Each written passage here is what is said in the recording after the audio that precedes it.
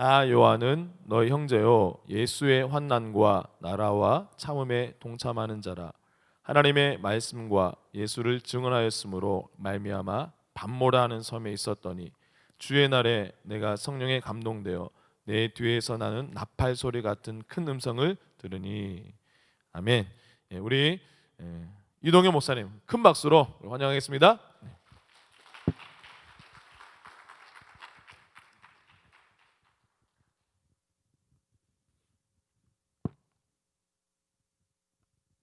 안녕하십니까. 무슨 인사를 좀 해주셔야지 제가.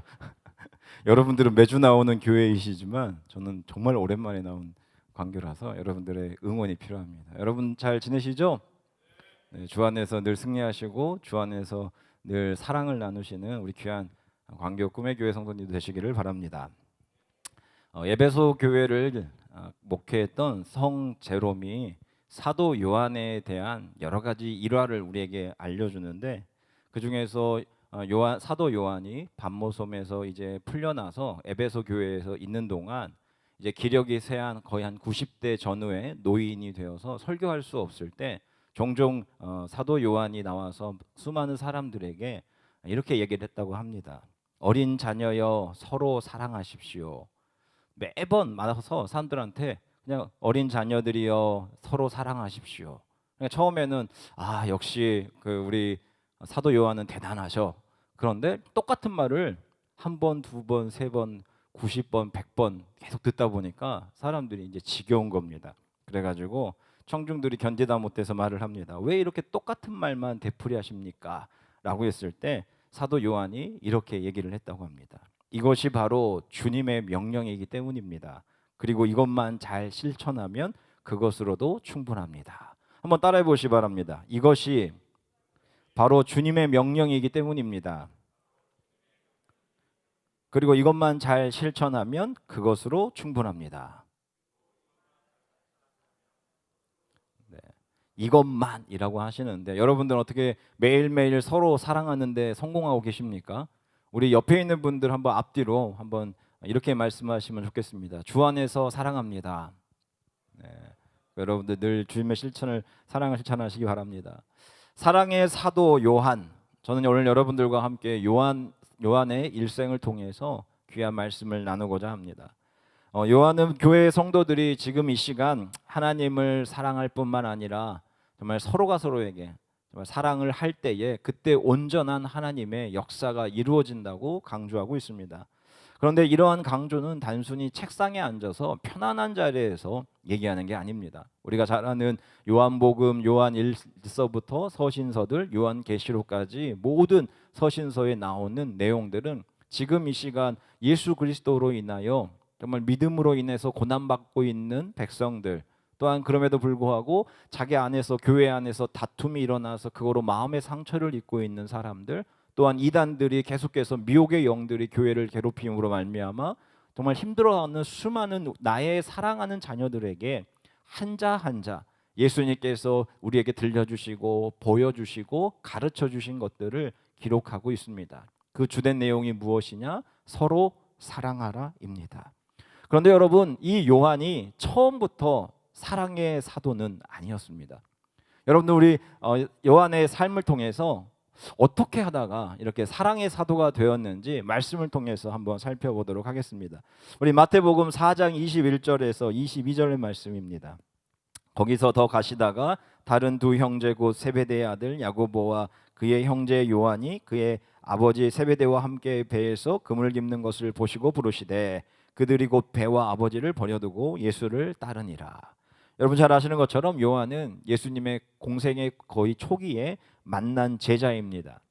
그리고 어부 출신이고요. 성질이 매우 급한 사람이었던 것 같습니다.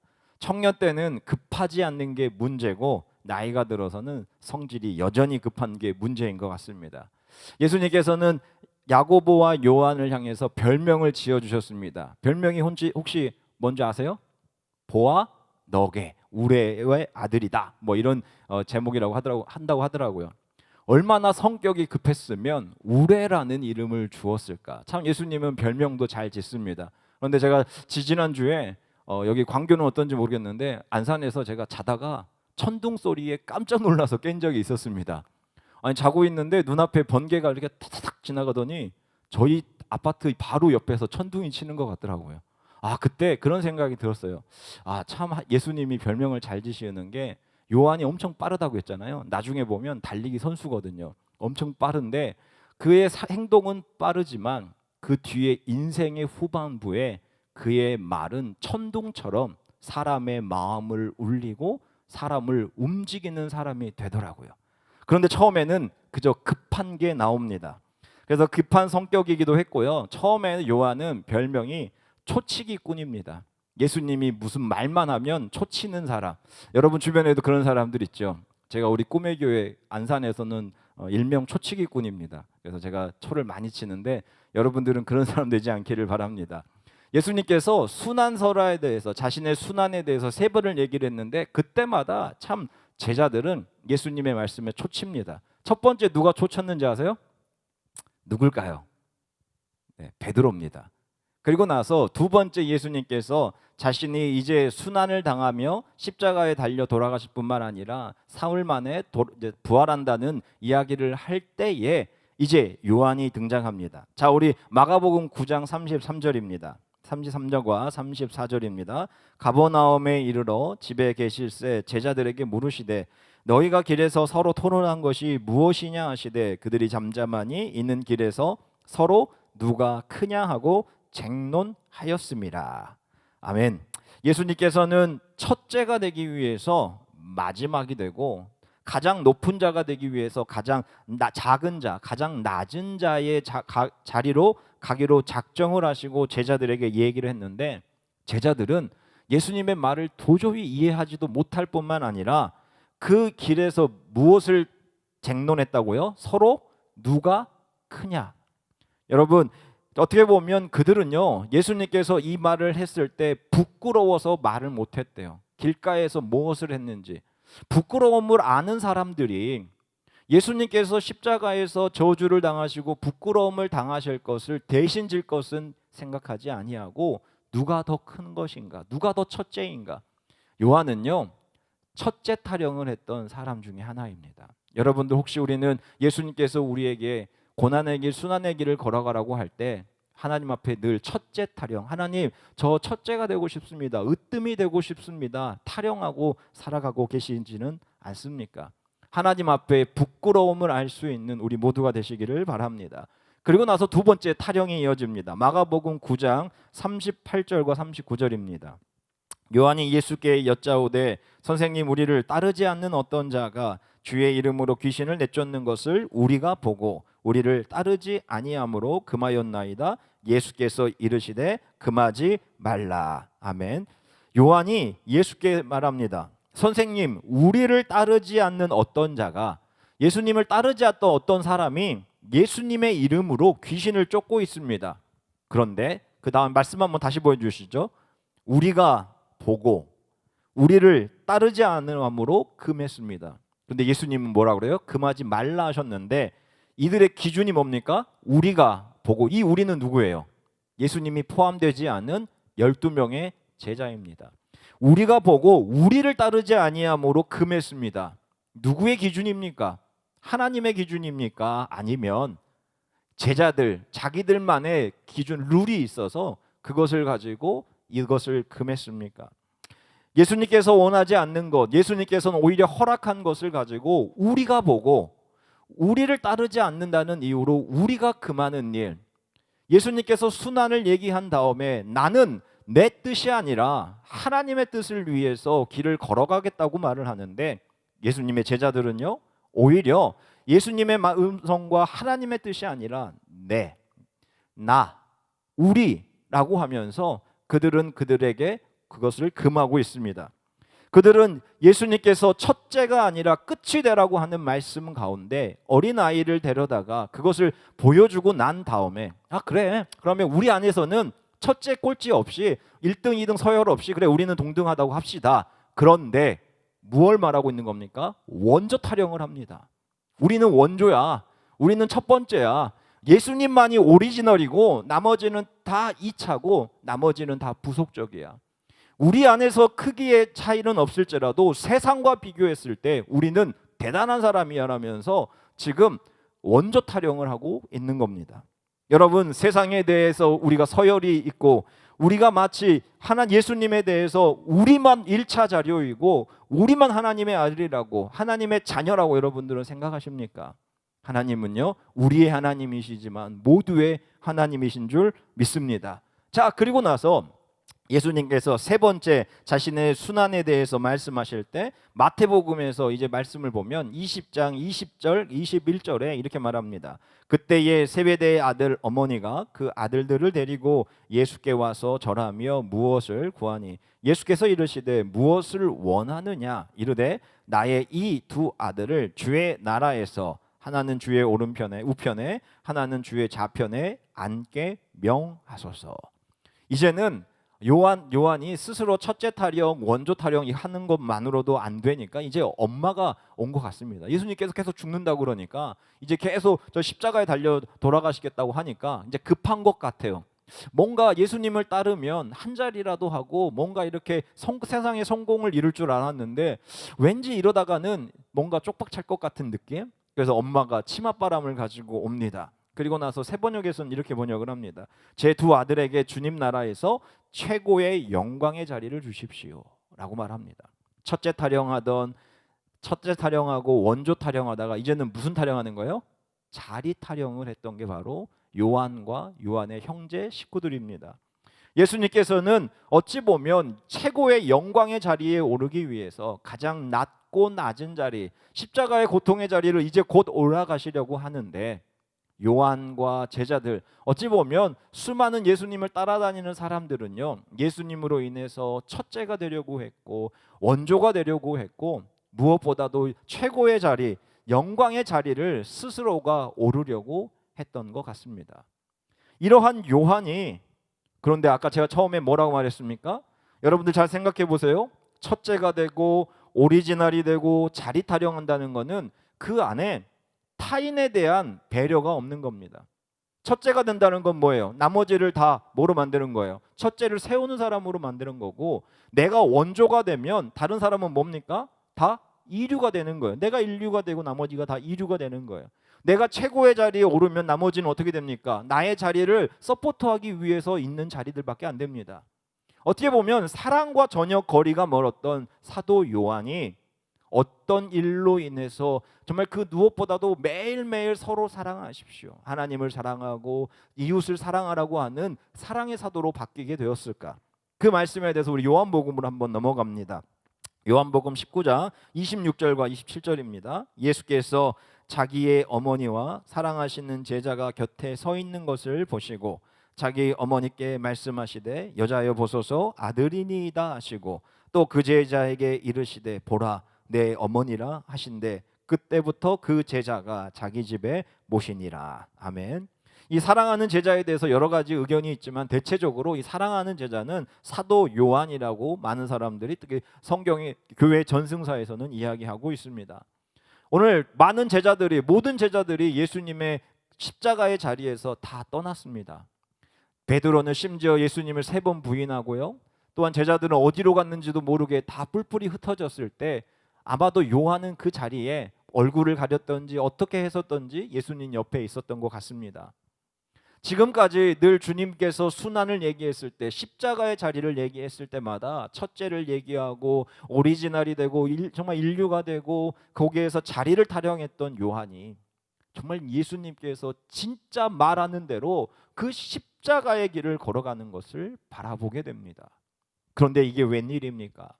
언제나 예수님의 말귀를 제대로 알아먹지도 못했고 예수님의 마음을 제대로 파악하지도 못했던 제자, 정말 버려도 시원찮은 이 요한을 향해서 예수님께서 그를 용서하시고 이해하시고 인정하시면서 자신의 사랑하는 어머니를 맡기고 있습니다.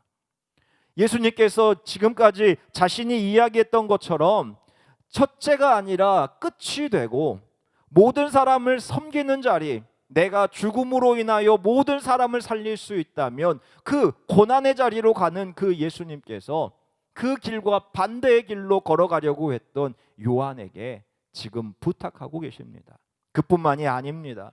예수님을 모욕하고 예수님을 지금 이 시간 처형하는 사람들까지도 끝까지 용서하시고 사랑하는 사람을 위해서 죽기까지 사랑하사 그 길을 묵묵히 걸어가고 계시는 예수님, 거기에서 벗어날 수도 있었을 텐데 하나님을 사랑하기에 자신에게 주어진 길을 온전히 걸어가고 정말 나를 바라보고 있는 이 모든 사람 한 사람 한 사람에게 구원을 이루기 위해서 왔기에 저들을 향해서 용서를 선포하는 그 예수님을 직접 눈으로 바라본 것입니다. 여러분, 오늘 이 시간 그 예수님을 바라보시기를 바랍니다. 어떤 상황 속에서도 우리를 만나주시고 우리를 이해해 주시고 용서해 주시면서 또 다른 사명을 주시는 그 예수님, 그 예수님이 저와 여러분의 예수님이요, 지금 이 시간에도 우리 안에서 부활하신 줄 믿습니다. 그 이제 요한이 예수님께서 소천하시는 것을 보고 그 어머니를 모시면서 얼마나 펑펑 울면서 내려왔겠습니까? 그리고 또 기다립니다. 왜 기다릴까요? 예수님께서 분명히 3번이나 말씀하셨잖아요. 뭘 얘기했어요? 내가 십자가에서 죽지만 그게 끝입니까? 아니잖아요. 그 끝은 뭐예요? 사흘 만에 부활한다는 것이 끝이잖아요. 기다리고 또 기다립니다. 맞아, 예수님께서 우리에게 예언하신 대로 약속하신 대로 분명히 오실 거야. 하루가 지나고 이틀이 지나고 사흘이 됩니다. 자, 그리고 나서 20장 1절과 2절입니다. 안식 후 첫날 일찍이 아직 어두울 때 막달라 마리아가 무덤에 와서 돌이 무덤에서 옮겨진 것을 보고 시몬 베드로와 예수께서 사랑하시던 그 다른 제자에게 달려가서 말하되 사람들이 주님을 무덤에서 가져다가 어디에 두었는지 우리가 알지 못하겠다 하니, 분명히 예수님이 죽는 것을 보았습니다. 그리고 그 누군가가 예수님의 시신을 수습하는 것도 알고 있습니다. 그런데 이게 웬일입니까? 그렇게 기다리고 기다렸던 말을 마리아가 와서, 어찌 보면 사람으로는 미친 소리이지만 요한은 너무나도 간절하게 기대했던 소리를 듣습니다. 무덤이 열리고 예수님의 시신이 보이지 않습니다. 무서운 마음으로, 그러나 두렵고 떨리는 마음으로 기다렸던 그 소식, 그리고 나서 20장 3절입니다. 베드로와 그 다른 제자가 나가서 무덤으로 갈새 둘이 같이 다름질하더니 그 다른 제자가 베드로보다 더 빨리 달려가서 먼저 무덤에 이르러 구부려 세마포가 놓인 것을 보았으나 들어가지 뭐라고요? 아니하였다. 요한은 성격만 급한 게 아니라 달리기도 엄청 빠른 것 같아요. 베드로와 같이 들었습니다. 베드로와 같이 뭘 들었냐면 예수님이 시신이 없어졌다 들었습니다. 그 말을 듣자마자 기다리고 기다렸던 말이니까 막 달려갔죠. 베드로보다 훨씬 빨리 가서 무덤에 도착을 합니다. 그리고 나서 어떻게 합니까? 예수님께서 빈 무덤으로 들어갑니까? 안 들어갑니까? 오늘 말씀에 4절에 뭐라고 말하냐면 무덤에 이르러 구부려 세마포가 놓인 것을 보았으나 들어가지 않았대요. 여러분, 이 구절이 한 번도 여러분에게는 다가오지 않았을 텐데, 제가 지금 요한이라는 주제를 가지고 계속해서 성경 묵상하면서 설교를 써가고 있는데 어느 날 저에게 이 말이 묵직하게 다가오더라고요. 요한은 누군가를 배려하는 사람이 아니었습니다. 첫째 타령했죠. 원조 타령하고 자리 타령하던 사람이에요. 우의정 좌의정 되고 싶다는 사람이에요. 그런데 예수님의 그 부활을 가장 먼저 목격할 수 있었을 기회인데 누구를 기다려줍니까? 베드로를 기다려줍니다. 그리고 누가 먼저 보게 해요? 베드로를. 왜요? 베드로가 우리 안에 그래도 첫 번째 제자이니까 그 권위를 인정해 주는 거예요. 그는 사흘이라는 시간 동안 예수 그리스도의 죽음과 그 이후의 과정 속에서 예수님의 진짜 모습과 우리를 향하신 바람을 깨닫고 또 깨달았던 거예요. 첫째가 되고자 하는 자는 끝이 되어라. 너희들이 먼저 누군가에게 정말 사랑의 마음으로 양보하고 배려하고 그 예수님의 마음으로 베드로가 먼저 보게 합니다. 그리고 나서 베드로가 갔더니 예수님이 없는 겁니다. 그리고 나서 요한도 봤겠죠. 이게 웬일입니까? 그리고 나서 요한이 예수님을 만나게 됩니다. 정말 진짜 살아나신 그 예수님, 단순히 말씀만으로만 전한 것이 아니라 내 눈앞에 나타나 자신의 모든 몸과 모든 삶을 이야기하고 보여주시는 예수님을 만나게 된 것입니다. 이 얼마나 큰 기적입니까? 요한은 단순히 부활하신 주만이 아니라 그의 말까지, 지금까지 들려주신 예수 그리스도의 말씀이 가슴에서 울려 퍼지기 시작합니다. 말 하나하나부터 행동 하나하나가 그런 의미가 있었구나, 이런 이유가 있구나, 그러면서 그는 삶이 변화하게 됩니다. 요한복음 14장 26절입니다. 보혜사 곧 아버지께서 내 이름으로 보내실 성령, 그가 너희에게 모든 것을 가르치고 내가 너희에게 말한 모든 것을 생각나게 하리라. 예수님이 소천하시고 나서 그가 성령의 충만함을 받아, 성령의 충만을 받아서 그에게 나타난 게 무엇입니까? 그리고 우리에게 무엇라고 기록합니까? 보혜사 성령님, 파라클레토스 성령께서, 파라클레토스 예수 그리스도가 우리와 함께 있으면서 우리에게 가르치시고 우리를 기르시고 우리에게 명령하셨던 그것을 그대로 생각나게 하고 그대로 보여주시고 그대로 이끌어 주신다고 우리에게 말하고 있습니다. 그가 만난 성령, 그가 만난 성령은 단순히 불이 아닙니다. 요한이 만난 성령은 모든 일들 가운데 우리에게 가르치고 모든 것을 생각나게 하시는 성령. 예수 그리스도께서 만난 순간부터 부활의 그리고 승천의 순간까지 했던 모든 말들과 모든 행동의 깊은 의미와 우리를 향하신 가르침이 매 순간순간마다 기억되는 것입니다. 제가 제일 좋아하는 찬양 중에 예수로 나의 구주 삼고 성령과 피로써 거듭나니 이 세상에서 내 영혼이 하늘의 영광 누리도다.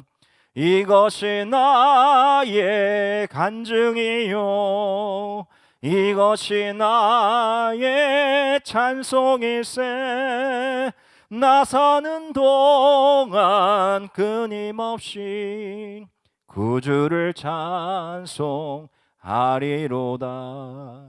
오늘 찬양의 가사처럼 예수로 나의 구주 삼고 성령과 피로 거듭나니 이 세상에서 내 영혼이 하늘의 영광을 누리도다. 어떻게 보면 요한은요, 예수님과 함께 했을 때 몰랐습니다. 그러나 예수님의 피와 성령이 그 안에서 그를 새로운 사람으로 정말 하늘 앞에 거듭나게 만들므로 말미암아 이제는 주님을 위해서 첫째 타령하고 원조 타령하고 늘 자리 타령했던 그가 사랑 타령가, 사랑의 소리꾼으로 변하게 되는 겁니다. 자, 오늘의 우리가 읽었던 본문입니다. 요한계시록 1장 9절과 10절입니다. 나 요한 너의 형제요 예수의 환난과 나라의 참음에 동참하는 자라. 하나님의 말씀과 예수를 증언하였으므로 말미암아 밤모라 하는 섬에 있었더니 주의 날에 내가 성령에 감동되어 내 뒤에서 나는 나팔 소리 같은 큰 음성을 들으니 라고 기록되어 있습니다. 사도 요한은 지금 자신을 소개하면서 뭐라고 말합니까? 나 요한은 너희의 형제다. 여러분, 사도 요한이 얼마나 대단한 사람입니까? 지금 이 시간 유일하게 살아있는 사도 중에 한 사람입니다. 모든 사람들은 다 이제 순교하고 나서 사도 중에 가장 높은 권위자, 유일하게 살아남은 사람입니다. 그런데 자신의 권위를 부리는 게 아닙니다. 너의 형제요 라고 말하면서 말을 합니다. 여러분, 세상에서 가장 화려한 이력서는 연대감이라는 말이 있습니다. 누군가 위에 군림하거나 내세운 것이 아니라 당신과 나는 주 안에서 형제입니다. 그런데 어떤 형제입니까? 예수님의 환난과 나라와 참음에 동참하고 있는 사람입니다.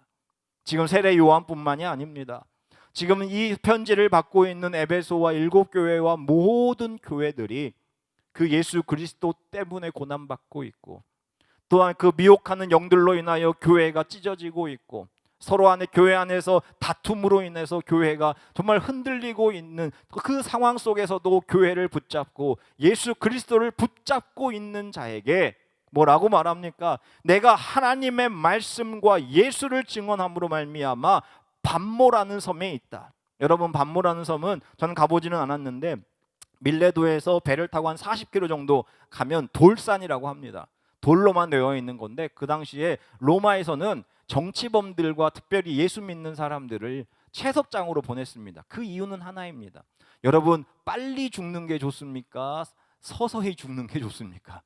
좀 어렵나? 빨리 사형을 당하는 게 더 괴롭겠습니까? 아니면 죽지 못해 언제 죽을지 몰라서 고통하는 노역장에 있는 사람이 괴롭겠습니까? 반모섬이라고 하는 곳은요, 섬 안에 갇혀서 나가지도 못해요. 그리고 매일매일 맞아요.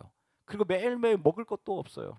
여러분, 지금 한 80 정도 되는 요한이 예수님 때문에 반모섬에 갇혀 있습니다. 왜요?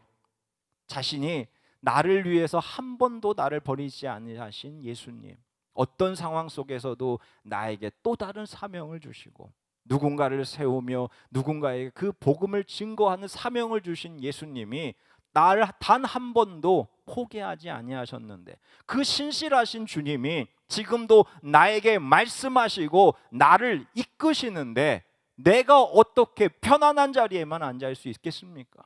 그 노년에 계속해서 사랑을 전하며 복음을 전했던 그가 반모섬이라는 곳에서 매일매일 아침부터 저녁까지 매를 맞아가면서 그 무거운 돌들을 지고 매일매일 지나갑니다. 얼마나 힘들었겠습니까? 정말 언제 나갈지도 모르는 그 공포의 상황 속에서 차라리 죽는 게 더 나은 그 상황 속에서 오늘 10절에 주의 날에 내가 성령에 감동되어 라고 말을 합니다. 여러분, 주의 날은 언제입니까? 주님의 날, 주일만이 아니라 주님이 나에게 임재하신 날입니다. 여러분, 오늘 이 시간이 저와 여러분에게 주님이 임재하신 날이 되시기를 바랍니다. 마치 반모섬이라고 하는 곳에 갇혀 있는 요한과 같이 때로는 코로나로 인해서 아니면 여러 가지 정말 어려운 경제 환경이나 여러 가지 힘든 일로 인해서 자신의 섬에 갇혀 있는 우리에게 주의 날 내가 성령에 감동되어서 내 뒤에서 나는 나팔 소리 같은 큰 음성을 들었다라고 말을 합니다. 여러분, 반모섬이 하나님의 음성이 들릴 수 있는 곳입니까? 그곳은 낙담이 되고 어떤 날 속에서도 정말 저주와 환멸을 느끼는 곳입니다. 그런데 그곳에서 그는 주님의 음성을 듣습니다.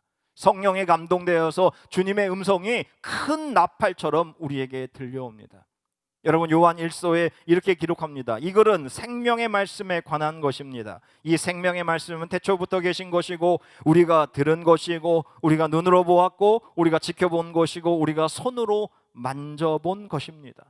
귀향지에서 중노동의 현장을 영적인 요새로 만들어 주님과 함께 성령에 감동되어 그에게 지금까지 단 한 번도 잊어본 적 없는 매일매일 나에게 들려주시는 그 주님의 말씀, 나의 삶 속에서 매일매일 보여주시는 그 예수 그리스도의 모습이 나의 삶 속에 모든 자국자국마다 있는 그 주님의 발자국이, 그리고 못자국 난 손으로 나에게 오셔서 나의 손을 만져주신 그 예수님의 촉감이 반모섬에서 아무리 고난과 어려움이 있더라도 그에게 다가오는 겁니다.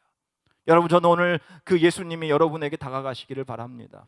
여러분이 주의 날에 성령에 감동되어 그 하나님의 음성, 지금까지 단 한 번도 나를 버리지 아니하시고 매일매일마다 들려주시고 매일매일마다 보여주시고 매일매일마다 나를 만져주신 그 하나님의 은혜가 여러분의 삶에 늘 차고도 넘쳐서 매 순간순간마다 하나님을 사랑하지 않을 수 없고 매일매일마다 정말 나와 함께하는 자들을 사랑할 수 없는 그런 귀한 성도님들이 되시기를 주님의 이름으로 축원합니다.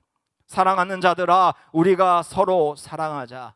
하나님께서 우리를 이렇게 사랑하셨으니 우리가 서로 사랑하는 것이 마땅하리라. 여러분에게 오늘 어떤 날입니까? 저는 오늘 그래서 온라인 신방을 하고 있습니다. 온라인으로 사실 하루에 몇 가정씩 하다 보니까 목이 말이 아닌데, 저는 우리 성도님들한테 이렇게 온라인 신방을 하고 나서 꼭 마지막에 찬양의 선물을 들려드립니다. 제가 원래 노래를 잘 못 부르는데 그냥 용기를 가지고 우리 성도님들 한 사람 한 사람 찬양을 불러드리는데, 오늘 우리 집사님 가정에 특별히 우리 남편이 사업을 식당을 운영을 하시다가 이제 식당이 뭐가 좋지 않아서 그만두시고 집에서 이제 쉬시고 있는데 엘보가 심하셔가지고 치료를 받고 있는 성도님입니다. 그래가지고 여러 가지 오늘 말씀을 나눈 다음에 제가 그분을 위해서 진짜 하나님의 은혜로 민수기 6장에 있는 찬양을 제가 드렸는데 나중에 문자가 왔습니다. 이렇게 얘기하더라고요. 자기가 오늘 생일이었는데 정말 생일 선물로 너무나도 은혜의 찬양을 받고 말씀을 받아서 좋아서 너무 좋아서 정말 매일매일마다 주님과 함께 살아가고 그 은혜를 주변 사람들과 나누고 싶습니다라는 이야기를 하더라고요. 여러분, 우리 모두 다 힘듭니다. 뭐 안산만 힘든 게 아니라 아마 광교에 있는 여러분 한 사람 한 사람도 힘들 줄 믿습니다. 제가 아마도 이 자리에 한 4년 만에 온 것 같은데, 제가 김석형 목사님 계셨을 때 수요일 날 여기 와서 5주 정도 설교한 적이 있었습니다.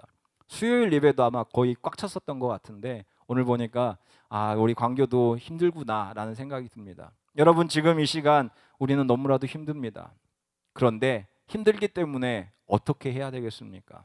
오늘 사도 요한은요, 끝까지 자신의 자리에서 하나님께서 나를 단 한 번도 버리지 아니하셨기에 그 하나님을 끝까지 사랑하고, 그 예수 그리스도께서 정말 이 땅에 오신 이유, 그리고 예수님께서 그 순환과 부활을 하신 이유, 그것이 바로 나와 함께하는 바로 당신이기 때문에 그 한 사람을 위해서 최선을 다했던 사도 요한처럼 여러분 한 사람 한 사람도 우리가 매일 첫째 타령, 원조 타령, 늘 자리 타령하지 마시고, 정말 이 땅에 우리가 돈 벌러 온 것도 아니고 성공하러 온 것도 아니고, 그저 우리는 하나님 사랑하고 나와 함께하는 사람들 끝까지 사랑하시다가 주님께서 우리에게 부르시는 날 정말 주님 앞에 나가 내가 주님 앞에 받은 사랑 그저 갚고 이 자리에 왔습니다, 감히 말할 수 있는 우리 모두가 되시기를 주님의 이름으로 축원합니다.